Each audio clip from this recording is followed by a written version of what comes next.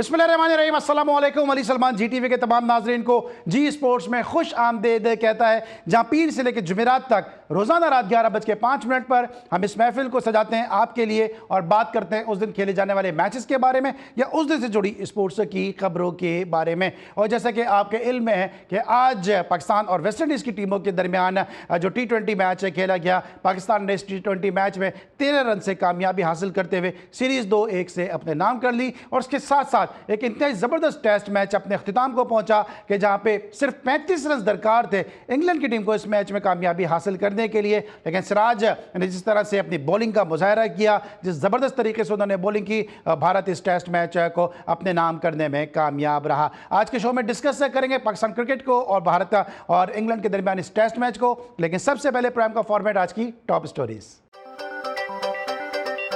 West Indies के खिलाफ T20 series Pakistan ने 2-1 से जीत ली। तीसरे T20 मैच में वेस्ट इंडीज को 13 रन से शिकस्त। शानदार फतह पर सदर, वजीर आजम, वज़ीर आला और दीगर की मुबारकबाद। जितनी भी सीरीज खेली है या आगे खेलनी है वो तमाम वर्ल्ड कप को मद्देनजर रखकर खेल रहे हैं T20 कप्तान सलमान अली आगा। वेस्ट इंडीज के खिलाफ वनडे सीरीज से कबल पाकिस्तान ने क्रिकेट टीम को बड़ा धचका। ओपनिंग बैटर फखर जमान हैमस्ट्रिंग इंजरी की वजह से दौरे वेस्ट इंडीज से आउट हो गए। पाकिस्तानी खिलाड़ियों की वर्ल्ड चैंपियनशिप ऑफ लेजेंड्स में शिरकत पर पाबंदी का फैसला। चेयरमैन PCB मोहसिन नकवी की जेर सदारत बोर्ड ऑफ गवर्नेंस का खुसूसी इजलास। वर्ल्ड चैंपियनशिप ऑफ लेजेंड्स के दोहरे मेयार, मुतासिबाना रवैये पर शदीद मायूसी का इजहार। ऑस्ट्रेलिया के खिलाफ टॉप एंड T20 सीरीज की तैयारियों का खास। पाकिस्तान शाहीन्स का तबीयती कैंप लाहौर में शुरू। कप्तान मोहम्मद इरफान खान समेत 8 खिलाड़ी शरीक। आइलैंड विमेंस क्रिकेट टीम के खिलाफ T20 सीरीज पाकिस्तान टीम की डबलिन में भरपूर practice. Head coach Mohammad Wasim की निगरानी में खिलाड़ियों को फील्डिंग, बॉलिंग और बैटिंग की अमली मशकें कराई गईं। Pakistan women's cricket team Ireland के खिलाफ पहला T20 मैच 6 अगस्त को खेलेगी।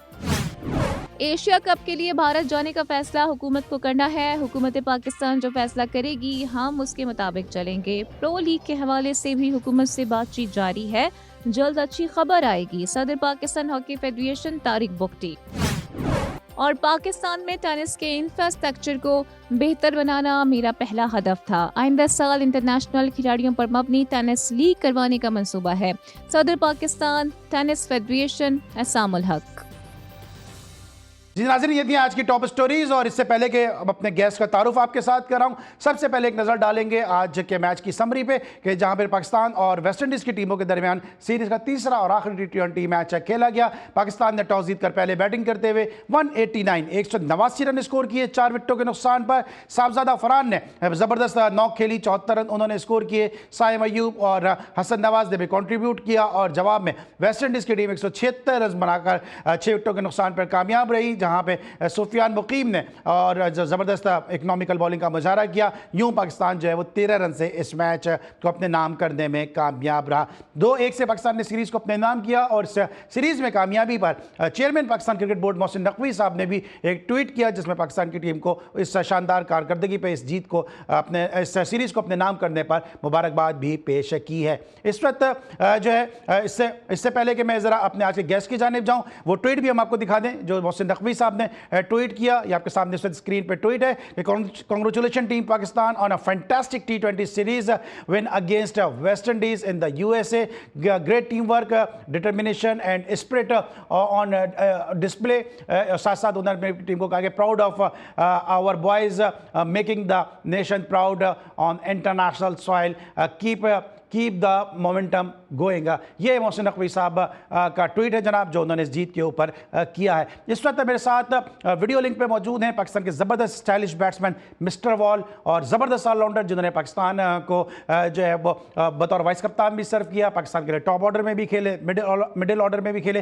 पाकिस्तान डोमेस्टिक क्रिकेट का बहुत बड़ा नाम, इन दोनों अमेरिका में मुकीम है और हमारी खुसूसी दावत पर हमेशा हमारे शो को अपनी मौजूदगी से रौनक भी बख्शते हैं। आसिफ मुस्तफा साहब ने हमें ज्वाइन किया, शो में खुश आमदीद कहते हैं। अस्सलाम वालेकुम आसिफ भाई।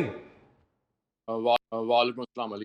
Sir thank you so much for your valuable time. एक दफ़ा फिर आपने हमारे लिए वक्त निकाला, आपके इंतहाई हम मशकूर हैं। वेस्ट इंडीज़ पाकिस्तान सीरीज़ ये यूएसए में खेली गई है और इन पिचेस को देखते हुए आज सलमान आगा ने कहा कि आज के जो पिच थी वो बेहतर थी। आप वहाँ एक अरसे से कोचिंग कर रहे हैं सर, तो ये बताइएगा कि पिच में कितना डिफरेंस है पाकिस्तानी सॉइल्स में और यूएसए की सॉइल्स में। देखिए सॉइल्स वहाँ पे लगी हुई, वो भी मतलब बाहर से इंपोर्ट करके जो हम्म। मेरा आइडिया है, जो मुझे इन्फॉर्मेशन है, बाहर से इंपोर्ट करके वो सॉइल लगाई गई अभी जब भी बनाई गई थी। पिचेस जो है वो जो वो फोर्ट लॉडरडेल की जो पिच है वो नॉर्मली जो है वो लो बाउंस पिच होती है, स्लो और लो बाउंस ना। कभी कभी वो अच्छा खेल जाती है, यानी कि ट्रू बाउंस होता है, यानी कि हाई बाउंस होता है, लेकिन नॉर्मली जो पिच है वो खेली जाती है लो बाउंस। तो मैं नहीं समझता कि जो पिच फोर्ट लॉडरडेल की है या हम अपने कंट्रीज में खेलते हैं मोर और लेस सेम ही पिच होती है। कोई इतना फ़र्क नहीं होता। हाँ, समटाइम बनाने में क्या है, थोड़ा फ़र्क पड़ सकता है, कितना पानी दिया, कितना रोल किया। लेकिन जो कंडीशन है वो दोनों जगह की एक जैसी है, इसमें कोई ऐसा फ़र्क नहीं है। क्योंकि सर जो T20 वर्ल्ड कप खेला गया था यूएसए में, उसमें हमने देखा कि मैचेस जो थे, मोस्टली मैचेस जो थे वो लो स्कोरिंग हुए, लेकिन आज हमने देखा कि 189 पाकिस्तान ने किए और फिर 176 वेस्ट इंडीज़ करने में कामयाब रहा। तो आज का मैच किस हद तक जो था वो हाई स्कोरिंग मैच था। हाँ, तो वही मैं इस आपसे पहले ज़िक्र किया कि पिच बनाने में हो सकता है कि उन्हें डिफरेंट तरीके होते हैं। मैं कोई प्रोफ़ेशनल क्रिकेटर या नहीं हूँ, लेकिन एक आइडिया है कि भाई हम्म। पिच को जिस तरह बनाया, कम रोल, ज़्यादा रोल, कम पानी, ज़्यादा पानी। ये चीज़ें होती हैं जिसकी वजह से आज हो सकता है उन्होंने जो पहले 2 मैचेस की पिच बनाई है उनको आइडिया ना हो ये कितनी बाउंस होगी। इस दफ़ा उन्होंने कुछ बेहतर बनाने की कोशिश की तो उसमें ज़्यादा बाउंस या उसमें ज़्यादा बॉल बैट पे आ रहा होगा, तो उसको ऊपर गया। लेकिन दूसरे ये कि वे ऑफ विकेट तो ठीक है, विकेट मेन प्रॉब्लम होती है कि पिच बाउंस तो नहीं है, हम्म। ये होता है। वो बाउंस, स्लो बाउंस, ये तो एक अगर एक पेस से आ रहा स्लो बाउंस और अनइवन बाउंस नहीं है, तो स्कोरिंग तो होनी चाहिए। तो अडॉप्शन है कि हमारे प्लेयर अगर अडॉप्ट नहीं कर पा रहे दोनों टीमों के, तो ये तो स्किल का फुकदान है ना, जो उनके अडॉप्शन का फुकदान, वो अडॉप्ट नहीं कर पा रहे। हम्म। पिच को maintain करना जबकि वो अनइवन ना हो, तो ये तो बिल्कुल एक अनहोनी सी बात है, जो एक आजकल ट्रेंड बन चुका है, अपनी गलतियों को दूसरों पे डाल देना, तो ऐसा होता है। ठीक है। अच्छा, पाकिस्तान की टीम को आपने देखा होगा, इस सीरीज को भी आपने फॉलो किया होगा। पाकिस्तान की टीम, आपको क्या लगता है कि पाकिस्तान की टीम क्या उस शेप में आ गई है कि हम ये कह सकें कि रीबिल्डिंग प्रोसेस हमारा ख़त्म हो गया है, अब हम स्ट्रेंथन करने टीम को जा रहे हैं? आप समझते हैं अभी भी कुछ ऐसे एरियाज़ हैं कि जहां पर पाकिस्तान की टीम को फाइन ट्यूनिंग की ज़रूरत है? सर फाइन ट्यूनिंग की बहुत ज़्यादा फाइन ट्यूनिंग की ज़रूरत है, ठीक है ना? अभी तो हमें भी तो बहुत जल्दी है, और जिस टीम के खिलाफ खेल रहे हैं वो उस टीम की क्वालिटी देखें, अगर जिन मैचों से हमने खेलना उसकी क्वालिटी देखें, सारी चीज़ें हैं। हम्म। इसमें जीत के बाद ढोल बजाने की कोई ज़रूरत नहीं है, ठीक है? अभी तो बहुत चीज़ें हैं, बॉलिंग हमारे पास है नहीं, बैटिंग कंपैरेटिवली बेटर है कि स्कोर थोड़ा कर दें, लेकिन बॉलिंग हमारे पास तो वो बॉलिंग नहीं जो हम जो अच्छी टीम के खिलाफ 220 रन भी जो है ना वो हम डिफेंड कर, हमें चाहिए कि बॉलिंग्स में ज़्यादा काम करके हमने कैसे जो है ना इन दो हमारी टीम जो है ना वो 180 कर जाए, बड़ी बात है, मैं आपको बता रहा हूँ, ठीक है?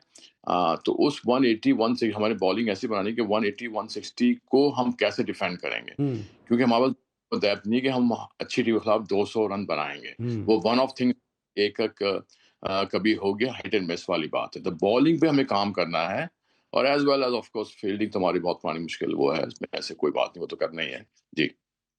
सही। अच्छा, साइम अय्यूब और साहबजादा फरहान, ये ओपनिंग पेयर आपके ख्याल में क्या टाइमिंग है, सेटल्ड हो चुका है, या ये लॉन्ग टर्म सोल्यूशन आपके ख्याल में कि हमें एक ऐसा ओपनिंग पेयर मिल गया है कि जो आपके दौर में सईद अनवर या आमिर सोहेल या फिर सईद अनवर और फिर आमिर सोहेल और रमीज राजा इनिंग का आगाज़ किया करते थे? नहीं देखें, आप वही बात है ना, आप किसी प्लेयर को कंसिस्टेंट चांस देंगे तो हम्म। सही चलेगा। सैम ओपन करा, साहबजादा फरहान कभी उसको ओपन कराते हैं, कभी नीचे कराते हैं, पता नहीं कौन से किस किस्म के ये माइंडसेट है इन कोचेस का, क्या कौन सी ट्रेनिंग लेके आए हैं या क्या है, इनको एक सिंपल सी जो है एचआर इनको नहीं आता कि ह्यूमन रिसोर्सेज को कैसे इस्तेमाल करना है। तो लेकिन ये सेट है, अच्छे खासे ओपनर्स हैं, इनको ज़्यादा चांस दें ताकि वो बने। ये थोड़ी कि 2 इनिंग के बाद फेल हो तो दूसरा ओपनर ले आओ, फिर दूसरा ओपनर, आपको एक कंटिन्यूअस चांस देना है। तो साहबजादा खान तो अभी इसने स्टार्ट किया, कभी नीचे खेला, कभी क्या, मतलब अजीब ही मिक्सचर बनाया हुआ, मिक्स प्लेट बनाई हुई इन लोगों ने बैटिंग ऑर्डर को। हम्म। सही। हसन नवाज के बारे में क्या कहेंगे, क्योंकि लोग ये कहते हैं कि ठीक है वो रन्स तो कर रहे हैं, लेकिन उनकी टेक्निक ऐसी नहीं है कि वो जो है वो बड़ी टीमों के खिलाफ या अच्छी बॉलिंग के खिलाफ रन स्कोर कर सके, क्योंकि आते ही क्रिकेट में इस तरह कहते हैं कि वो चलाना शुरू कर देते हैं वो। देखिए, एक आपके पास पॉइंट होता है एक प्लेयर का ना, जो मतलब एक एक्स्ट्रा आप कह सकते हैं कि वो प्लेयर है कि आप किसी वक़्त भी वो प्लेयर आपका मैच डाल जब उसके बैट पे बॉल आता है, ठीक है? अब वो ये देखना है कि उसकी जो परसेंटेज है बॉल को बैट से मतलब हिट करने की कितनी है। आया उसको छोड़ दें कि वो बॉलिंग कैसी हो रही है, वो टाइम का प्लेयर मतलब जिस दिन उसके बल्ले पे बॉल आएगा तो चाहे कोई भी बॉलर हो वो उसको उसको उसको वो उसकी हिटिंग कर सकता है, वो इसमें कोई इश्यू नहीं है। लेकिन बात ये कि उसका उस माइंडसेट में उसकी टाइमिंग पे कितना कमांड है या उसको कितना कमांड कराया जा रहा है, ठीक है? तो ये जो चीज़ें हैं, बहुत सारी चीज़ें इसको देखनी पड़ती है, लेकिन मैं समझता हूँ कि हसन नवाज़ जो एक ऐसा आपका एक्स फैक्टर है हो सकता है टीम के अंदर, जो कभी भी आपको मैच जिता सकता है। लेकिन उस मैच जिताने का फैक्टर वो कब, कैसे उसके अंदर प्लान किया हम्म। जाता है, ये कोच ही से काम है। जी। राइट। आसिफ मुस्तफा साहब के साथ गुफ्तगू का सिलसिला जारी है कि ब्रेक, और जब ब्रेक के बाद वापस आएंगे तो आसिफ भाई से पूछेंगे कि क्या सलमान आगा सरफराज वाली गलती तो नहीं कर रहे, ये पूछेंगे एक छोटे से ब्रेक के बाद।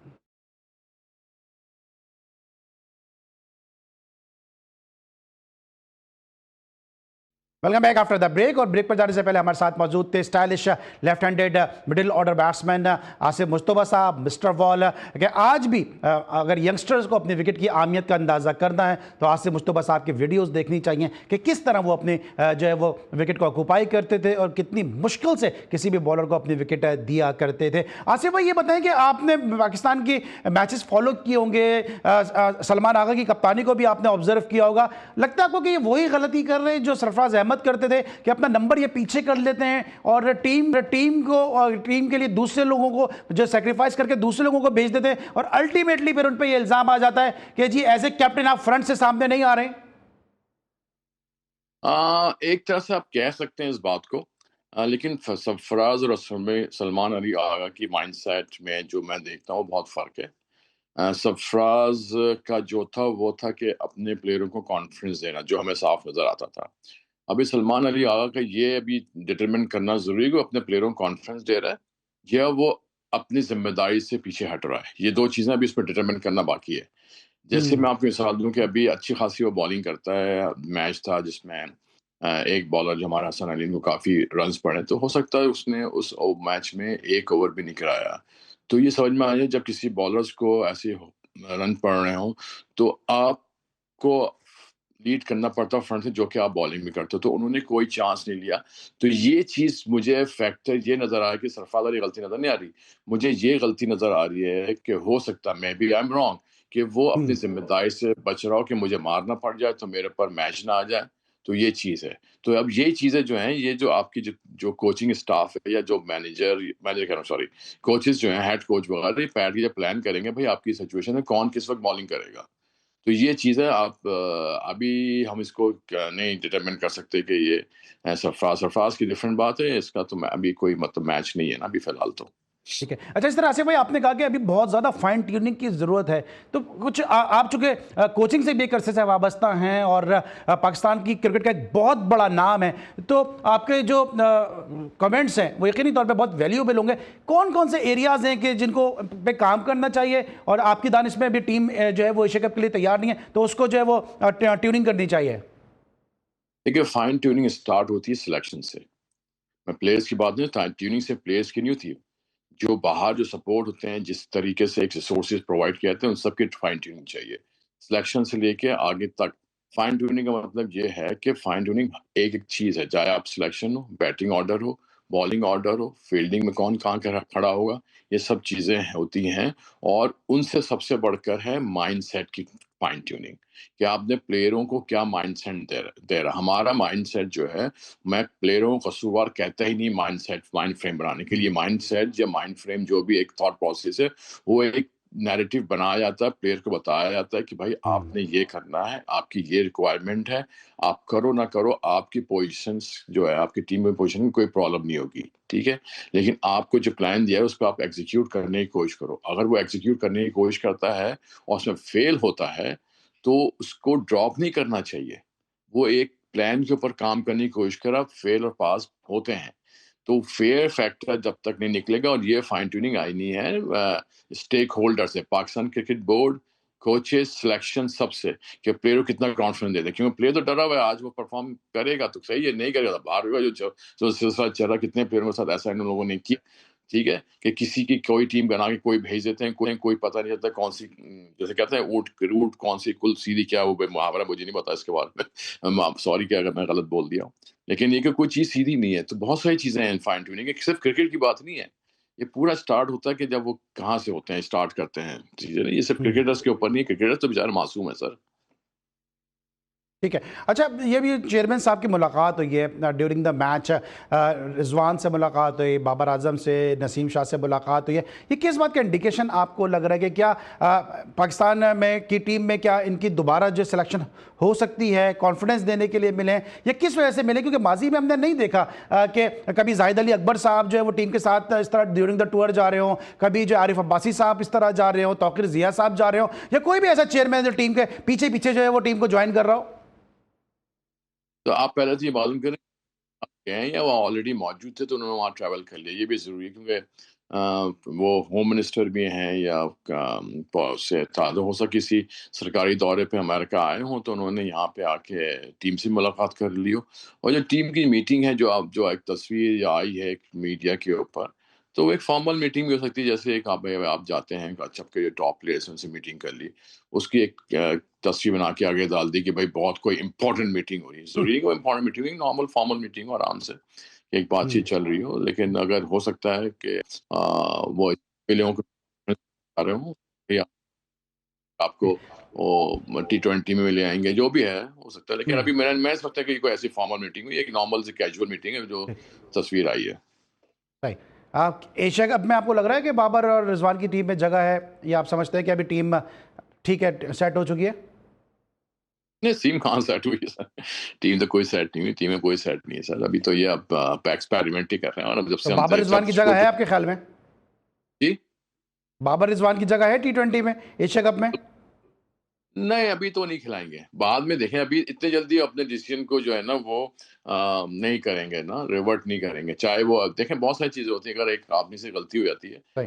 तो वो सिर्फ गलती को प्रूव करने के लिए गलती पे गलती करता है। हमारे यहाँ वो है ही नहीं, हमारे यहाँ वो करैक्टर ही नहीं है कि हम अपनी गलती को फ़ौरन तस्लीम करके उसको रिवर्ट कर लें, ठीक है? गलती हो गई है, तो वो उसको जल्दी दोबारा सुधारेंगे नहीं, उसको टाइम लेंगे, सही। ताकि और गलती होते रहे, फिर वो लेके आएँगे और फिर वो जो है ना वो स्ट्रॉन्ग होंगे, फिर वो जो है ना प्रॉब्लम शुरू होगी। तो ये तो मतलब फिर मैं शॉर्ट ये एक समझूं कि आसिम मुस्तफा साहब के ख्याल में बाबर रिजवान की अभी T20 में जगह नहीं है? अभी मेरी नज़र में तो बनती है, ठीक है ना? जो प्लेयर खेल रहे हैं कम से कम सॉलिड होते हैं, लेकिन वो अभी जो सिलेक्शन इन्होंने की है, उन्होंने अपने उससे प्लान से उसको निकाल दिया है, ठीक है? उनसे प्लान से, लेकिन अभी जो ठीक। आपको जो एक सॉलिड चाहिए होती उनमें से आपको जो है वो मतलब बाबर की पीसीबी तो के मैं प्लान का समझता हूँ। हिस्सा नहीं है, ये समझूं? हाँ, प्लान कैसा है, लेकिन मैं समझता हूँ कि बाबर को टीम में होना चाहिए। ठीक आई है। एम नॉट श्योर अच्छा अबाउट आसिफ भाई, अभी जो इंग्लैंड का और इंडिया का टेस्ट मैच खत्म हुआ है, ये कैसा लगा आपको? ये टेस्ट मैच है क्योंकि 35 रन दरकार थे और ऐसा मेरिकल हुआ कि जनाब सिराज ने आके जो है वो पूरी टीम जो है वो साफ कर दी, और जिस तरह पहले एक हसन रजा ने कहा था कि जरा बॉल में चिप लगी है, शब्बीर अहमद ने भी एक स्टेटमेंट दे दिया कि 80 ओवर के बाद बॉल पे वैसलीन का इस्तेमाल हुआ है। सर, ये बातें तो होती रहेंगी। सर, आप उनको देखें कि जो अली उसको देखो कि जो बॉलिंग इंडिया ने की है, जो उन्होंने ग्रिट दिखाया है, जो करेज दिखाई है, ठीक है ना? मैच के लिए, ठीक? इतने मतलब आपका मैच में वो उसको वो बॉल टू बॉल देख रहा था टेस्ट मैच वो, मतलब इंग्लैंड का तो कहीं सवाल ही नहीं पैदा होता हारने का। बैटिंग तो हम्म। खराब की है इंग्लैंड ने, जो विकेटें थ्रो करके गए हैं वो, ठीक है? उसके बाद जब उनको मौका मिला इंडिया को, जब 6 आउट होने के बाद उन्होंने कहा कि भाई अब तो हमारे हाथ में मैच आएगी, उनकी बॉडी लैंग्वेज चेंज हो गई। आप जब देखें, जब वो बैट्समैन बैटिंग कर रहा था, अपना कहते हैं जो रूट बैटिंग कर रहा था उसके साथ, और ब्रुक बैटिंग कर रहे थे, तो वो आप देखें उनका बॉलिंग है। उसके बाद भी जब वो 4 विकेटें गिरी थी, इंडिया की फील्डिंग का बॉलिंग बिल्कुल गिर चुका था। जैसे जो रूट आउट हुआ है, तो उसके बाद उन्हें पकड़ा है, ठीक। क्योंकि गेंद भी स्विंग होना शुरू हो गया था। कुछ इंग्लैंड के बैट्समैन भी घबरा गए, जिनकी अगर आप फर्स्ट क्लास एवरेज ठीक। देखते तो बहुत ज़्यादा था।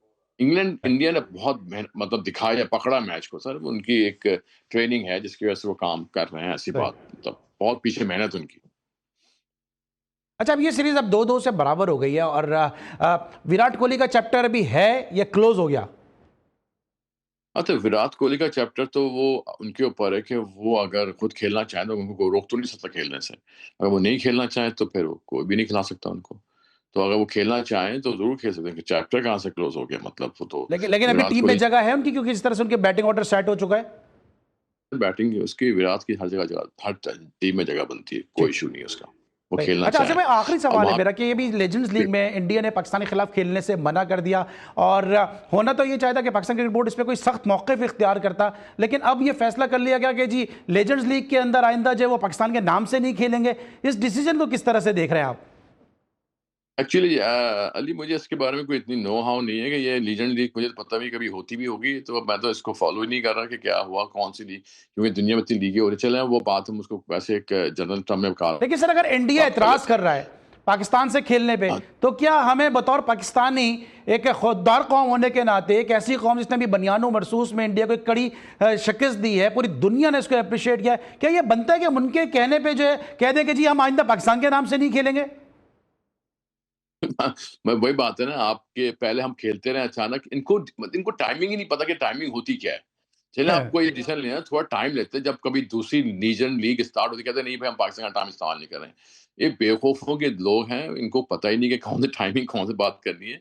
तो ये चीज़ इसलिए है, तो ये बाद में ले लेते हैं जब अगले साल कोई बन रही होती है, तो उसको कहते हैं नहीं आप टाइम नहीं, आप पाकिस्तान का नाम इस्तेमाल नहीं करें। और बेसिकली पाकिस्तान का नाम मैं समझता हूँ कि जब आपकी ऑफिशियल कोई टीम हम्म। नहीं गई है थ्रू पाकिस्तान क्रिकेट बोर्ड, तो पाकिस्तान का नाम इस्तेमाल नहीं होना चाहिए, कभी भी नहीं होना चाहिए। लेकिन अब एक उनके टर्म्स हैं कि भाई क्राउड को ट्रैक करने के लिए मीडिया ये सबको इकट्ठा करने तो नाम इस्तेमाल करना पड़ता है, तो वो एक अलग बिजनेस पॉइंट ऑफ व्यू है। लेकिन ये चीज़ें जो हैं, तो वो प्रॉब्लम तो होती है उसमें। एक बड़ा अच्छा हुआ था, आपको शायद अभी जिक्र नहीं, पाक इंडिया ने मना किया कि हम नहीं खेलेंगे ये पाकिस्तान टीम के साथ। तो अभी जो टेस्ट मैच हुआ है, 2 टेस्ट मैच हुए हैं, एहसान रज़ा जो है पाकिस्तानी अंपायर थे वहाँ पे, ठीक है? वो तो अंपायरिंग कर रहे थे, इंडिया की टीम का हम्म। के मतलब मैच खेल रही थी।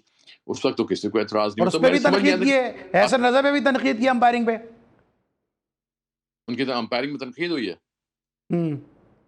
अच्छा, नहीं मुझे इसके बारे में नहीं, हालाँकि मैं कल देख रहा उसने एक बड़ा अच्छा डिसीज़न दिया था, जो कि ठीक। समझ मैं भी समझ तो आउट है, लेकिन जब बॉल ट्रैकिंग आया तो वो ऊपर से गया और ठीक। ज़बरदस्त डिसीज़न था। खैर नहीं, मैं एक मिसाल बता रहा हूँ कि मतलब वो बहुत सारी चीज़ें हैं। तो समझ नहीं आता कि मतलब इनकी कोई पॉलिसी हो, किसी की, दोनों बोर्ड की, कि करना क्या चाहते सही। हैं ये लोग ना? ये ठीक। मतलब कोई भी कुछ, कभी कुछ, ये चीज़ें थी। अभी कोई अपनी मर्ज़ी से काम कर रहे हैं सर। ठीक है sir, thank you so much. Asif Mustafa साहब हमारे साथ मौजूद थे, उनसे हमने पाकिस्तान क्रिकेट टीम के हवाले से बात की, और साथ साथ जो टेस्ट मैच खत्म हुआ इंग्लैंड वर्सेस इंडिया, इसको भी हमने डिस्कस किया। इस वक्त हम लेंगे ब्रेक, और जब ब्रेक के बाद वापस आएंगे तो हमारे साथ मौजूद होंगे साउथ अफ्रीकन लेजेंड्स लीग के असिस्टेंट कोच बाबर आगा, और उनसे हम जानेंगे जो उनका जो है सफ़र कैसा रहा साउथ अफ्रीकन लेजेंड के साथ, के जिन्होंने बिल आखिर चैंपियन होने का एजाज़ हासिल किया। मिलते हैं छोटे से ब्रेक के बाद।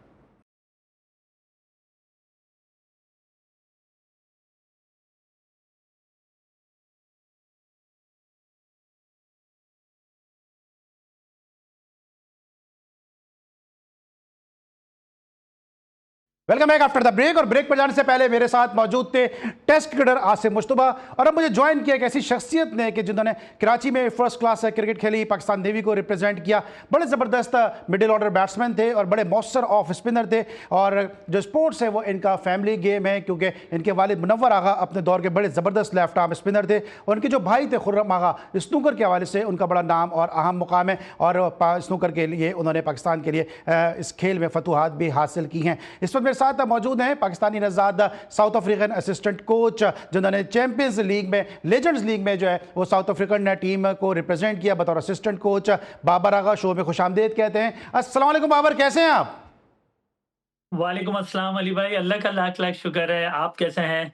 मैं बिल्कुल ठीक हूँ। और बाबर, बहुत खुशी हो रही है आपको इस रूप में देख के, क्योंकि हमने आपकी बहुत सारी ऐसी इनिंग्स कि जहां पर आपकी इनिंग्स को लाइमलाइट में आना चाहिए था, वो रमज़ान टूर्नामेंट में कवर की हैं। मैंने आपको खुद ग्राउंड पे खेलते देखा है, क्या ज़बरदस्त टैलेंटेड आप बैट्समैन थे। बदकिस्मत रहे कि उस सतह पे परफॉर्म नहीं कर सके जहां पे आपको होना चाहिए था। लेकिन ये तमाम तर सफ़र आपका कैसा रहा कि पहले आप यहाँ से, मेरी आपसे मुलाकात हुई अजमान में, फिर उसके बाद पता चला बाबर इंग्लैंड चले गए, और अब माशाल्लाह आपने साउथ अफ्रीकन टीम की जो लेजेंड्स टीम थी उसको आपने जो है वो कोच किया। हाँ, एक एक ऑब्वियसली बैकग्राउंड सारा कराची से है, क्रिकेट सारी कराची से खेली। आप तो हर वक़्त हमारी कमेंट्री के सारी चीज़ें आप सर अंजाम देते थे, तो वो एक बहुत अच्छा टाइम था और उसी हिसाब से हार्ड वर्क रहता था। तो एक चीज़ पे हमेशा बिलीव था, थोड़ा-सा लक आपके साथ भी रहती है, लेकिन जो हार्ड वर्क होता है वो हम्म। कहीं न कहीं अल्लाह ताला उसका आपका सिला दे ही देता है। तो हो सकता था मुझ में शायद इतनी कह सकें कि कुछ कमियाँ रही होंगी जिसकी वज़ह से मैं नेशनल टीम तक नहीं रहा, लेकिन अल्लाह ताला उस हार्ड वर्क का सिला कहीं और ज़रूर देता है और यही बिलीव है और इसी पे चल रहे हैं। कैसा एक्सपीरियंस रहा साउथ अफ्रीकन टीम के साथ? बड़ी प्रोफेशनल टीम है और साउथ अफ्रीकन टीम भी लेजेंड्स की टीम, जिसमें एबी डिविलियर मौजूद है, जिसमें कोचिंग स्टाफ में आपके साथ एलन डोनाल्ड मौजूद थे, जिसमें डोमिनी मौजूद है, जिसके अंदर इमरान ताहिर जैसे बड़े बड़े नाम मौजूद हैं। इनके साथ इनको इसका साथ रहना और फिर इनको कोच करना, इनके साथ टाइम गुजारना, कैसा एक्सपीरियंस रहा? ओह! बिल्कुल, ये वो नाम हैं जिनको हम हमेशा देखते हुए बड़े हुए हैं और जब इनके साथ एज़ प्रोफ़ेशनल सर्किट में आके काम किया तो पता चला कि हर डिपार्टमेंट जो एज़ टीम मेंबर होते हैं वो उतना ही इम्पोर्टेंट होता है कि जितने एक प्लेयर्स। और ये बात वो आपको बाकायदा फ़ील कराते थे क्योंकि वो इतने बड़े नाम हैं, बट अगर वो आपको फ़ील करा दें कि you are that much important as we are, वो हमें यही कहते थे, you are engine of the team. तो वो हमेशा इस तरह की छोटी-छोटी बातों से, बट उनको कोच तो हम क्या करेंगे, बट उनको हेल्प आउट करते थे उनका रिदम लाने के लिए। तो और उसको वो बहुत अच्छे से एप्रिशिएट करते थे, बट क्योंकि उन्हें ये पता था कि अगर इवेंट से पहले उनका रिदम नहीं आया, तो वो उस तरह परफॉर्म नहीं करेंगे जिस तरह उन्हें करना है। तो वो एक्सपीरियंस बहुत अमेजिंग था, बहुत ज़बरदस्त था। बाबर, आपका सिलेक्शन कैसे हुआ इस लीग के लिए और फिर साउथ अफ्रीकन टीम के लिए ही क्यों हुआ? मैं क्योंकि आफ्टर नेवी मैं दुबई चला गया था, वहाँ हाई परफॉर्मेंस क्रिकेट अकेडमी के लिए काम कर रहा था।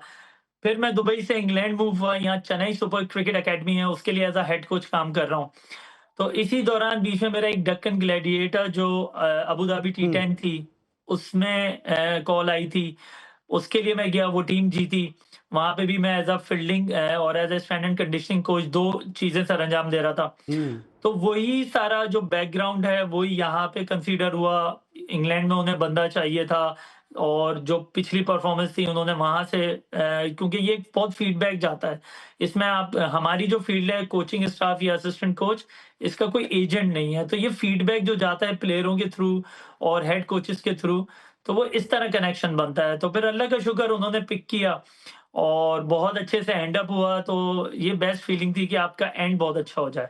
अच्छा, पाकिस्तान में अमूमन कहा जाता है कि कोचेस के लिए कि अगर उन्होंने कम क्रिकेट खेली हो तो लड़के बात सुनते नहीं हैं और वो कहते हैं कि जी हम तो आपसे ज़्यादा जानते हैं, आपने कितने टेस्ट मैच खेले, हमने 50 टेस्ट मैच खेले और आप तो लेजेंड्स के साथ एसोसिएट थे बतौर कोच। कैसा माहौल रहा? ये बहुत बड़ा डिफरेंस है। अगर आप मैं आपको बहुत छोटी-सी एग्ज़ाम्पल दूँ कि एबी डिविलियर्स से किसी ने इंटरव्यू में ड्यूरिंग इंटरव्यू में पूछा कि यू परफॉर्म सो वेल, आपने कितना अच्छा खेला और you can still do a comeback. उसने कहा नहीं, मैं नहीं खेल सकता था इतना अच्छा। अगर ये बाबर और उसने एक और कोच का नाम लिया कि ये 2 लोग अगर मेरे साथ काम नहीं करते, तो शायद हम इतना अच्छा परफॉर्म नहीं कर सके। तो ये जो प्लेयर्स हैं, ये हर चीज़ को बहुत प्रोफेशनली और हर डिपार्टमेंट को उतनी ही अहमियत देते हैं जितनी देनी चाहिए। वो ये नहीं सोचते कि ये कितनी क्रिकेट खेला है या नहीं खेला, वो ये देखते हैं कि करंटली वो टीम के लिए कितना अच्छा काम कर रहा है। तो ये एक वाक़ई बहुत बड़ा डिफरेंस है। जब पता चला कि पाकिस्तान फाइनल में है तो आपकी अहमियत बढ़ गई होगी क्योंकि आपसे काफ़ी फीडबैक लिया होगा। कितना आपने सपोर्ट किया साउथ अफ्रीका को और कितनी आपने जो है वो घर की खबरें साउथ अफ्रीकन टीम को दी? टू बी ऑनेस्ट फीडबैक तो काफ़ी लिया, स्पेशली बॉलर्स के बारे में। ऑब्वियसली वो मुझे मुझसे भी ज़्यादा बेहतर वो लोग भी जानते थे, बट इनसाइड आउट कुछ ना कुछ वो एक जो एनालिस्ट टाइम होता है जिसमें सारा फीडबैक और नेक्स्ट गेम की तैयारी की जाती है, उसमें जो जो वो मैं बता सकता था, जो हेल्प आउट कर सकता था, वो मैंने किया। तो एक बड़ी डबल फीलिंग थी कि दिल हमेशा पाकिस्तान के लिए रहा है, हमेशा दुआ रहती है पाकिस्तान के लिए।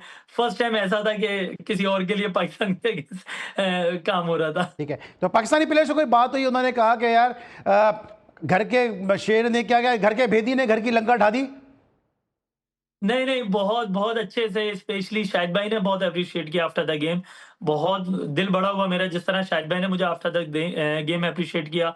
और फिर जितने ज़्यादातर लड़के थे एक ऑलमोस्ट 4-5 तो मेरे बैचमेट खेल रहे थे। हम्म। जैसे रुमान रईस है, शर्जील हैं हम्म। और तो उन लोग ने बहुत एप्रिशिएट किया। आसिफ अली हैं, आसिफ अली और मैं तो रमज़ान में बहुत साथ रहे हैं। हम्म। आप तो होते थे।